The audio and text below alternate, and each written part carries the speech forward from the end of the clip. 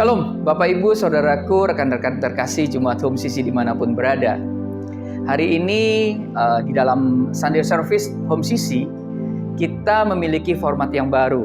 Tentunya tidak sama dengan format-format sebelumnya, di mana ada pujian, penyembahan, dan kemudian ada khotbah. Nah, melalui minggu ini, kita berubah formatnya dan kita hanya khotbah saja. Jadi Bapak Ibu, Saudaraku, rekan-rekan terkasih Jemaat Home Sisi dimanapun berada, Bapak Ibu Saudara bisa menikmati ya Home Sisi, mengikuti ibadah Home Sisi melalui khotbah-khotbah yang saya sampaikan. Terima kasih buat selama ini Bapak Ibu Saudara dan rekan-rekan terkasih yang sudah mengikuti full dari Praise and Worship sampai dengan khotbah. Mari kita berdoa, kita satu hati untuk khotbah hari ini. Bapa di surga, terima kasih buat kasih setia, buat kebaikan Tuhan dalam kehidupan kami. Terima kasih kalau hari ini Tuhan, Engkau tetap memberkati, Engkau tetap memelihara. Dan kami mau katakan Ebenezer, sampai di sini Tuhan menolong. Terima kasih, berkati kami semua di dalam ibadah ini. Berkati hati dan terangi hati dan pikiran kami hingga kami boleh menangkap apa yang menjadi isi hati Tuhan lewat firman yang disampaikan hari ini. Terima kasih Bapa yang baik. Dalam nama Tuhan Yesus kami mau katakan kami siap untuk mendengarkan firman-Mu. Haleluya. Amin. Bapak Ibu Saudaraku, Jemaat Home Sisi dimanapun berada, pada hari ini kita kembali belajar ya dari pengajaran Tuhan Yesus yang saya ambil di dalam Matius 5 ayat 43 sampai 48. Ya. Matius 5 ayat 43 sampai 48 mengenai mengasihi musuh kita.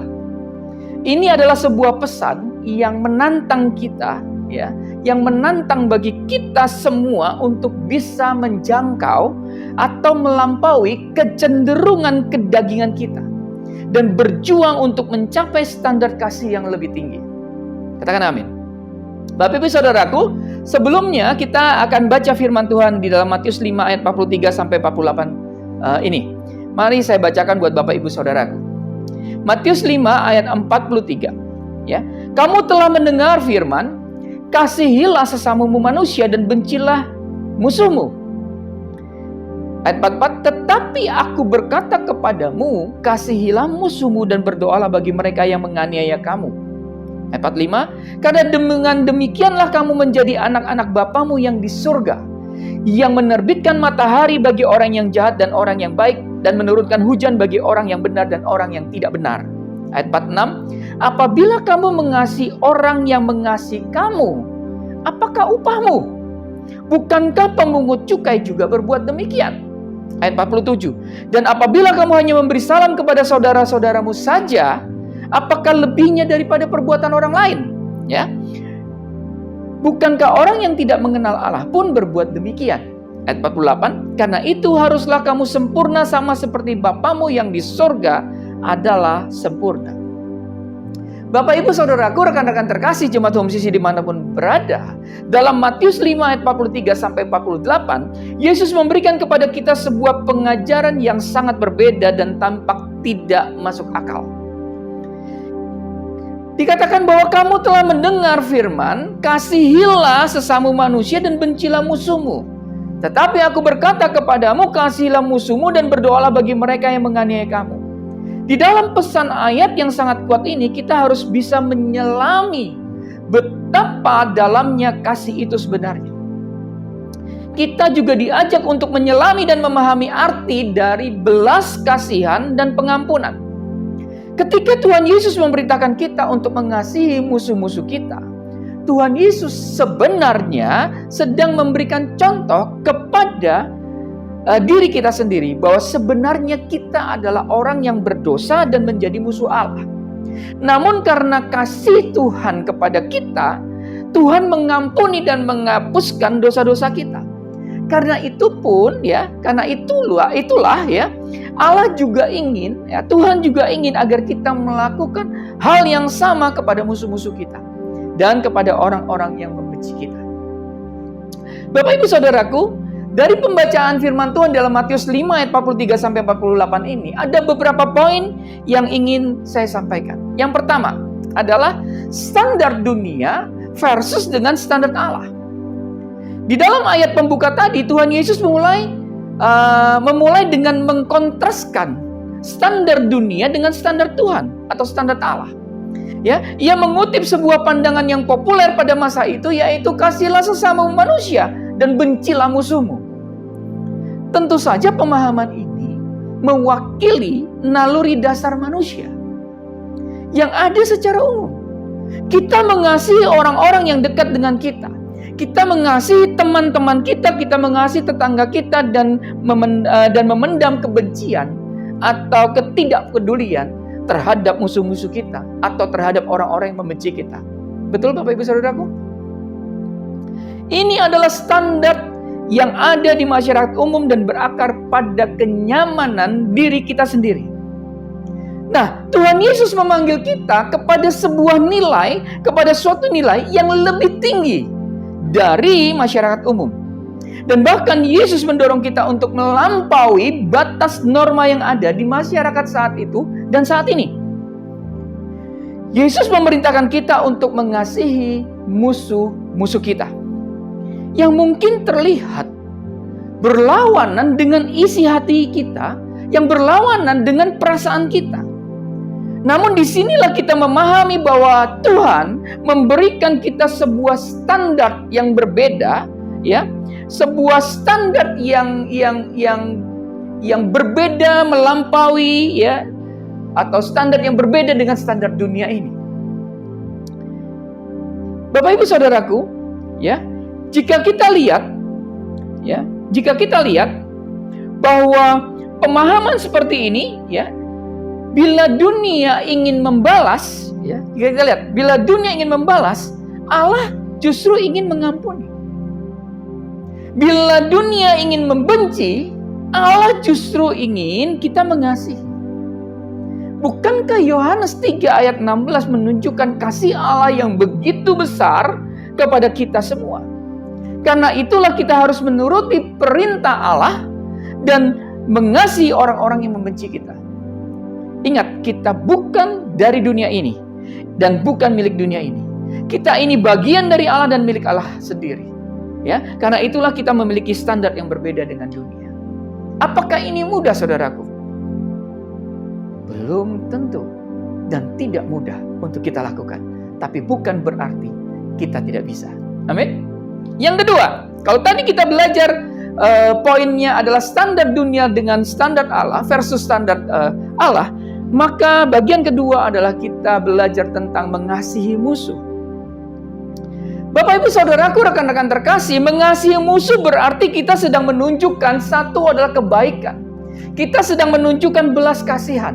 Kita sedang menunjukkan pengampunan kepada mereka yang telah berbuat salah kepada kita atau orang yang menganggap diri kita sebagai musuhnya. Mengasihi musuh tentu bukan hanya sekedar menyapa atau berkomunikasi, melainkan malah memberikan kepada kebaikan, ya, memberikan kebaikan kepada orang-orang yang membenci kita. Namun apakah dengan mengasihi musuh justru berarti Tuhan Yesus, ya, sedang mengajarkan kesulitan buat diri kita sendiri? Contoh, ada seorang yang berhutang, ya, sama kita dan kemudian tidak membayar. Dengan kondisi seperti ini, apakah pengampunan yang kita berikan kepada orang itu, ya, berarti juga memberikan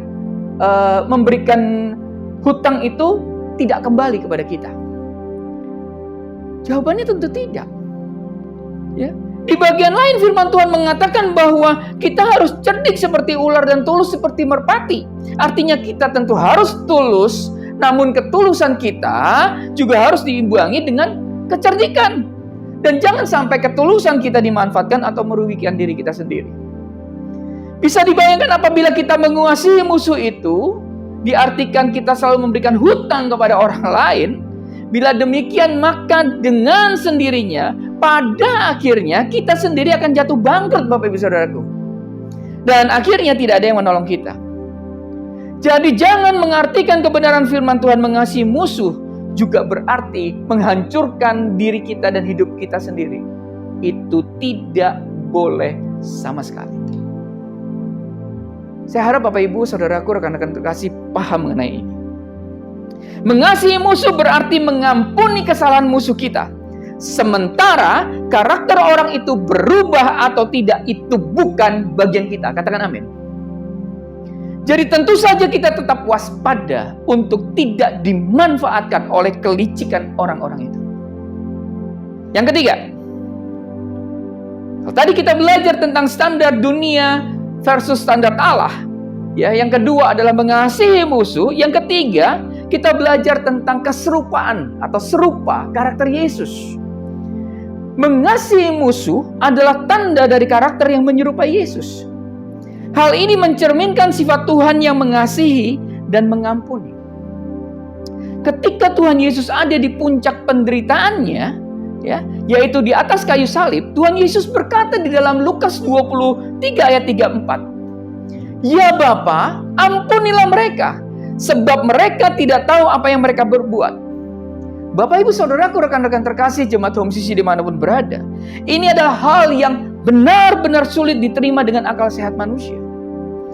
Bagaimana mungkin Tuhan Yesus yang notabene adalah Tuhan dan pencipta, namun disiksa oleh ciptaannya sendiri, dan ketika disiksa hingga sangat menderita secara fisik dan batin, ya, Tuhan Yesus berkata, "Ampunilah mereka." Di sini Tuhan Yesus memberikan contoh yang jelas, Bapak Ibu Saudaraku, yang jelas dan nyata bahwa pengampunan kepada manusia Ia berikan dengan sungguh-sungguh. Katakan amin. Tuhan Yesus tidak hanya memperkatakan firman, namun juga melakukannya. Bagaimana dengan hidup kita, Bapak Ibu Saudaraku? Apakah kita juga mengampuni orang-orang yang menyalibkan kedagingan kita? Apakah kita mengampuni orang-orang yang bersalah kepada kita? Apakah kita mengasihi musuh-musuh kita?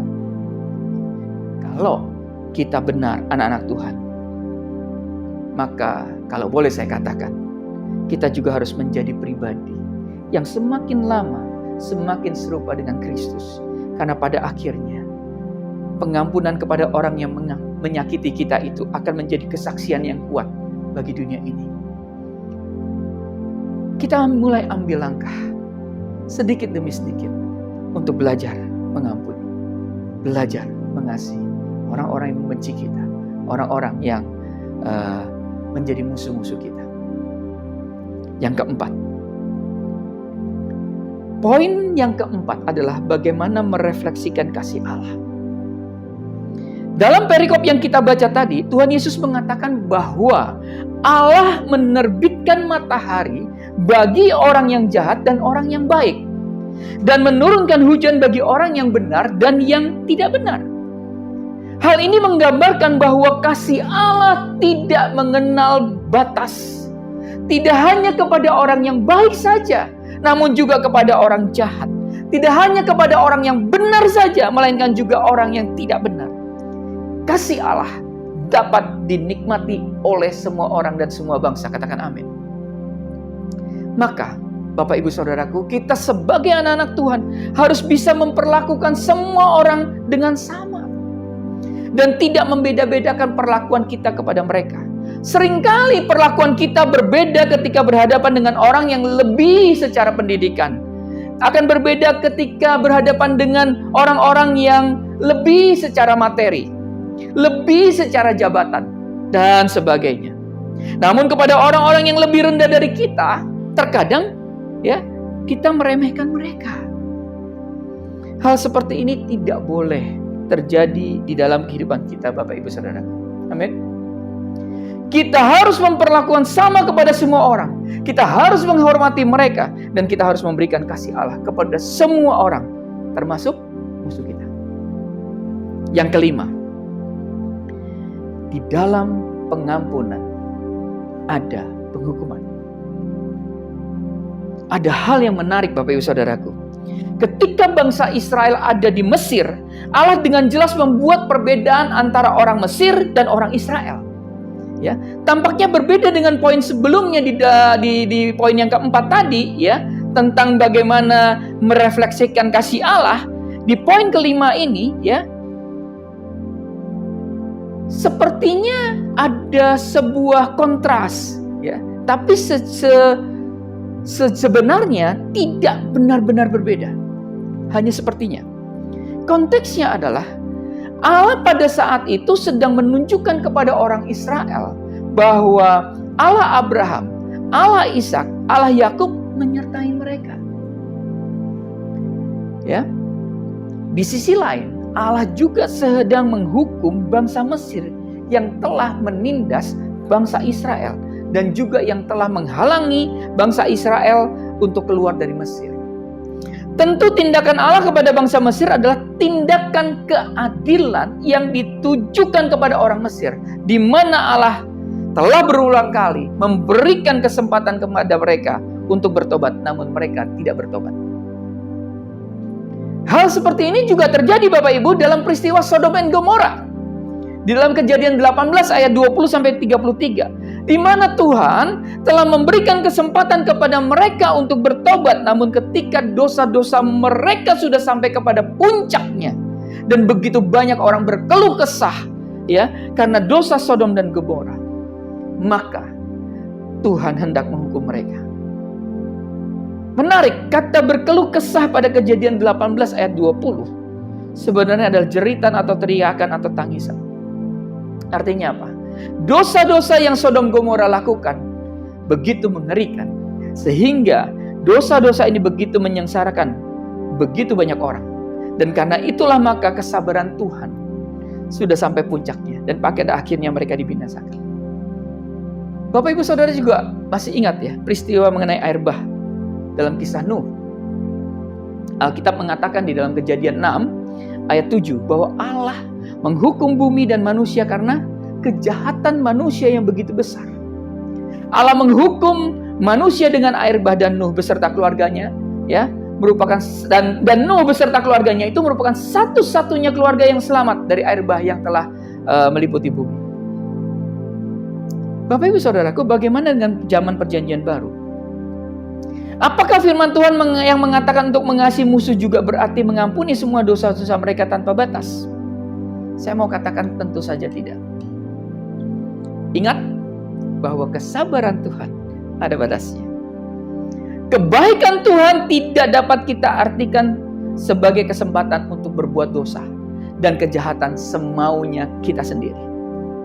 Firman Tuhan mengatakan dalam 2 Petrus 3 ayat 9, ya. 2 Petrus 3 ayat 9. Tuhan tidak lalai menepati janjinya, sekalipun ada orang yang menganggapnya sebagai kelalaian, tetapi ia sabar terhadap kamu karena ia menghendaki supaya jangan ada yang binasa, melainkan supaya semua orang berbalik dan bertobat.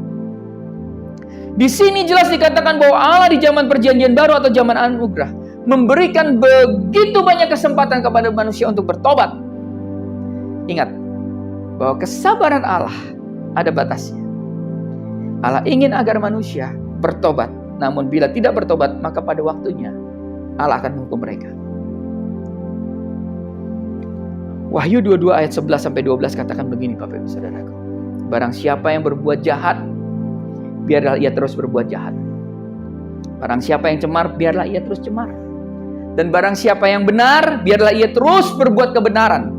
Barang siapa yang kudus, biarlah ia terus menguduskan dirinya. Ayat 12. Sesungguhnya aku datang segera dan aku membawa upahku untuk membalaskan kepada setiap orang menurut perbuatannya. Bapak Ibu Saudaraku, ayat ini dengan jelas mengatakan bahwa orang-orang yang pada akhirnya, ya, orang-orang pada akhirnya akan terus berbuat jahat, terus berbuat cemar, dan mereka tidak akan berubah. Hingga pada akhirnya mereka akan mendapatkan balasan yang setimpal dengan perbuatan mereka. Jadi saudara-saudariku, ya, rekan-rekan terkasih jemaat Home CC dimanapun, sekalipun Allah mengatakan bahwa kita harus mengampuni musuh-musuh kita, hal itu sama sekali tidak menghapuskan dosa-dosa mereka. Katakan amin. Kalau mereka tidak bertobat, maka pada akhirnya Allah akan menghukum mereka. Tugas kita, bagian kita adalah mengampuni mereka dan bukan meminta mereka untuk bertobat. Karena urusan pertobatan adalah bagian orang itu dengan Tuhan sendiri. Dan itu bukan bagian kita. Bapak Ibu Saudaraku, rekan-rekan terkasih, Jemaat Home CC dimanapun berada. Ayo, kita kerjakan bagian kita hari ini untuk mengampuni musuh-musuh kita. Ya, untuk hidup di dalam damai sejahtera. Kenapa? Karena kita telah mengampuni orang-orang yang bersalah kepada kita. Tuhan Yesus memberkati. Bapak yang baik, terima kasih buat kasih, buat kebaikan, buat firman-Mu hari ini yang telah menguatkan kami. Bapak, terima kasih. Kami belajar hari ini bahwa kami memiliki standar, yaitu standar Tuhan. Apapun yang kami lakukan, kerjakan. Engkau mengajar kami untuk berbeda, memiliki standarnya Tuhan sendiri. Kami belajar untuk berjalan, maju terus, progresif Tuhan, untuk menjadi serupa dengan Kristus. Terima kasih Tuhan Yesus. Biarlah selama kami hidup di dunia ini, kami terus merefleksikan kasih-Mu dalam hidup kami. Ajar kami Tuhan untuk mengambil keputusan pada hari ini, untuk mengampuni, untuk mengasihi orang-orang yang membenci kami, untuk mengampuni, mengasihi orang-orang yang menjadi musuh-musuh kami. Terima kasih. Di dalam nama Tuhan Yesus, kami berdoa dan mengucap syukur. Haleluya. Amin. Karena itu saudara-saudaraku, Jemaat Kristus yang dikasihi Tuhan, angkatlah kedua tanganmu dan terimalah berkat. Mari aminkan setiap perkataan berkat yang kita percaya bahwa kita menerimanya. Tuhan memberkati engkau dan melindungi engkau. Tuhan menyinari engkau dengan wajah-Nya dan memberi engkau kasih karunia. Tuhan menghadapkan wajah-Nya kepadamu dan memberi engkau damai sejahtera. Kiranya kasih dan penyertaan Bapa di surga dan damai sejahtera dari Tuhan Yesus Kristus serta penghiburan dari Roh Kudus terus menyertai kita sampai Maranatha, Tuhan Yesus datang kembali. Kita yang sudah menerima berkat Tuhan, mari kita sama-sama katakan amin. Selamat hari Minggu. Selamat berkumpul bersama dengan keluarga. Terus cintai Tuhan, berhenti menghakimi dan selalu jadi berkat. Tuhan Yesus.